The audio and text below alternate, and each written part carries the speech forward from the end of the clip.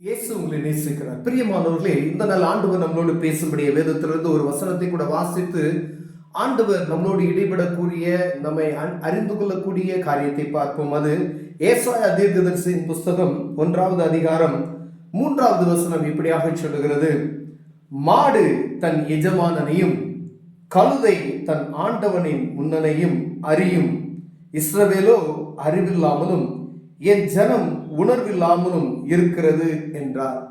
பிரியமானவர்களே, ஆண்டவர் இந்த வேத வசனத்தின் நிமித்தமாய் அவருடைய ஜனங்களுக்கு சொல்லக்கூடிய மிகவும் முக்கியமான ஒரு காரியத்தை பாருங்க. மாடு தன் எஜமானனை அறியும்.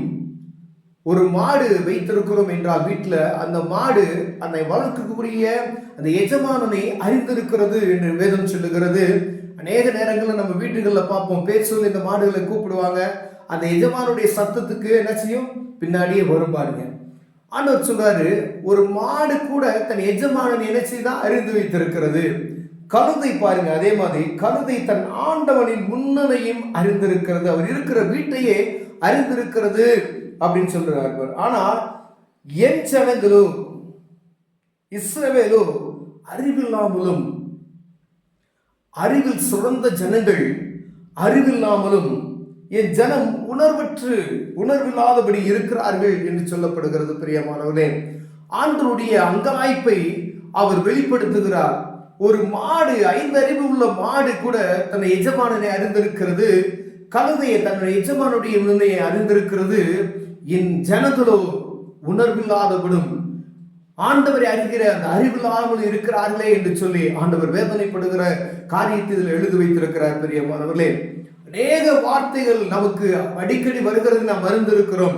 கர்த்தருடைய சத்தம் எங்கும் நமக்கு சொல்லிக்கொண்டே இருக்கிறார்கள். நீங்க ஆலயத்துக்கு போவீர்களானால் அங்கு ஆண்டவர் பேசுகிற காரியத்தை நாம் உற்று கவனிப்போமையானால் நம்மோடு பேசுகிறது ஆண்டவர் என்பதை நாம் அறிந்து கொள்ள முடியும். பிரியமானவர்களே, ஆனால் அந்த காதலை செவில வாங்கிவிட்டு இந்த காதல் நம்ம விட்டுறோம் பார்த்தீங்களா, அது உணர்வற்ற ஒரு சூழ்நிலை. ஆண்டவர் என்னோடு தான் பேசுகிறார் என்கிற உணர்வு எனக்குள் வரும் பொழுது அந்த காரியத்தை குறித்து நாம் சோதிக்கும்படியா, இந்த காரியத்தை குறித்து தேடும்படியா நாம் போவோம். ஒருவேளை ஆலயத்துக்கு கடந்து செல்கிறோம், ஃபாதர் பேசுறாங்க அப்படின்னு வச்சுக்கோங்களேன். ஒரு ஃபாதர் பேசுறாரு, ஒரு மனுஷன் தானே அப்படின்னு சொல்லி விட்டுட்டீங்க அப்படின்னு சொன்னா அதுல ஒரு பிரயோஜனம் இருக்கிறார். நீ ஆலயத்துக்கு கடந்து செல்லும் பொழுது ஆண்டவர் என்னோடு பேசணும் அப்படின்ற உணர்வோடு நம்ம கடந்து செல்வோமாயினால், இன்னைக்கு இந்த மாதிரி இருக்கு, எனக்கு பிரச்சனை, ஆண்டவர் என்னோடு பேச மாட்டாரே என்ற ஒரு ஏக்கத்தோடு ஒரு தவிப்போடு நம்ம கடந்து செல்வோமையானால் ஆவியானவர் உங்களோடு பேசுகிறதை என்ன செய்ய முடியும்? அறிய முடியும். பேசுகிறது யாராய் இருக்கலாம்.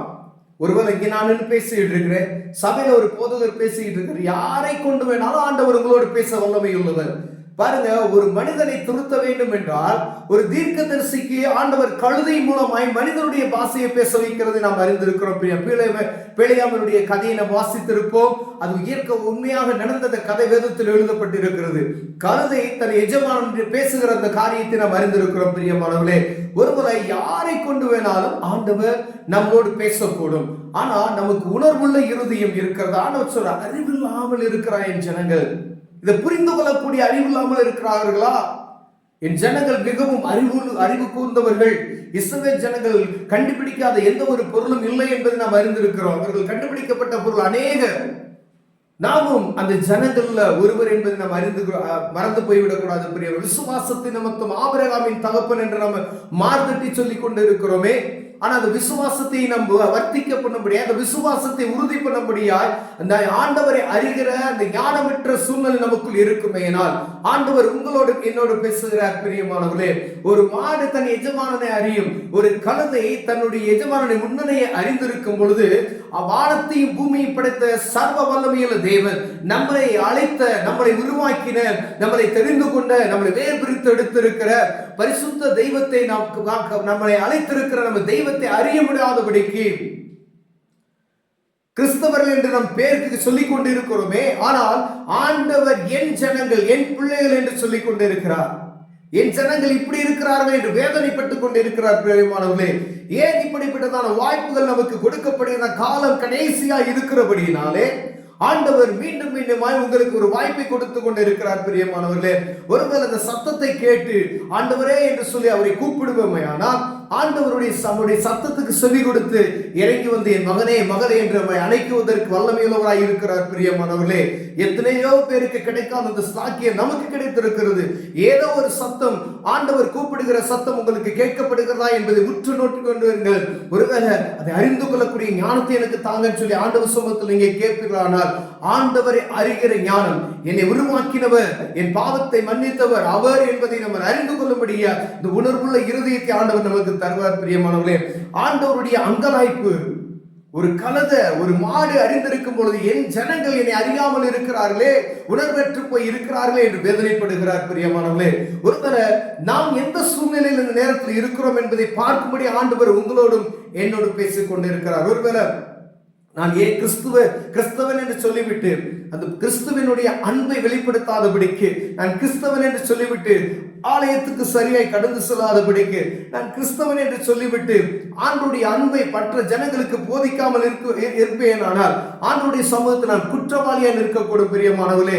ஆண்டவர் சொல்லுகிற ஒரு அறிவற்ற சூழ்நிலை நாம் காணப்படுகிறவர்களாய் காணப்படுவோம்.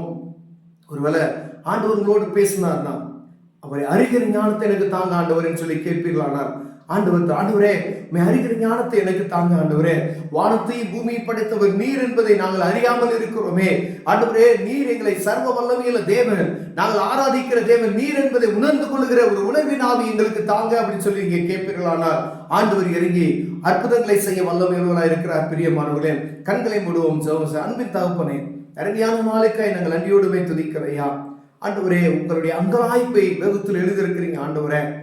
ஒரு மாடு எஜமானனை அறிந்திருக்கிறது, ஒரு கழுதை தன்னுடைய ஆண்டவனின் முன்னணி அறிந்திருக்கிறது என்று எழுதப்பட்டிருக்கிறது. என் ஜனங்களோ என்னை அறியாதபடிக்கு உணர்வுள்ள போய் இருக்கிறார்களே என்று சொல்லிருக்கிறப்பா. ஆண்டவரே, எங்களுக்கு உணர்வுள்ள இருதயத்தை தாங்க, அறிகிற ஞானத்தை எங்களுக்கு தாங்க நான் செபிக்கிறேன் ஆண்டவரே. கிருபை பாராட்டுங்க. கடைசி காலம் ஆண்டவரே, என் ஜனங்கள் அறிந்து கொள்ள உதவி செய்வீராக. இயேசுவின் நாமத்தில் பிதாவே, ஆமென்.